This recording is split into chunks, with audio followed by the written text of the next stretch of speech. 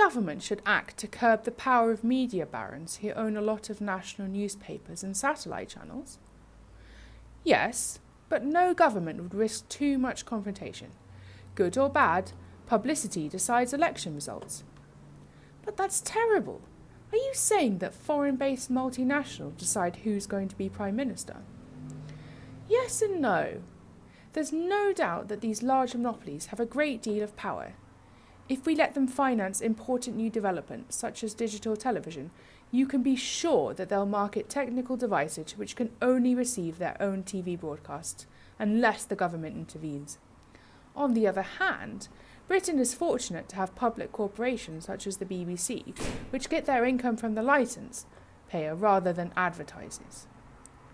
Why do you say we're fortunate when we have to pay nearly £100 per year for only 2 TV channels and a handful of radio stations?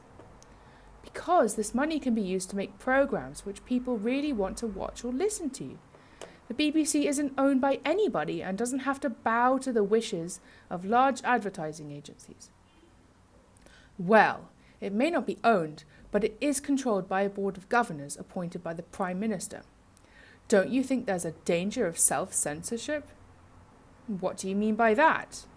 I mean that people who want to get on in the BBC may be tempted to choose programme content which pleases the Director General and the government. If the Director General allows too much criticism of the government, then the Home Office could retaliate by reducing the licence fee. I doubt that this would ever happen. The BBC prides itself on its independence, and government interference of this kind would be too obvious. Journalists and politicians of integrity would find a way of publicising the truth. Electorates can usually tell when censorship and corruption have reached a certain level. You mean you can't fool all the people all of the time? Exactly. Even the media barons have to switch their allegiance when they find they're backing the wrong horse. People just won't continue to accept editorial lines, for example on schools or the health service, which don't match up with their experience. A falling viewing figures or readership would damage the pockets of our masters.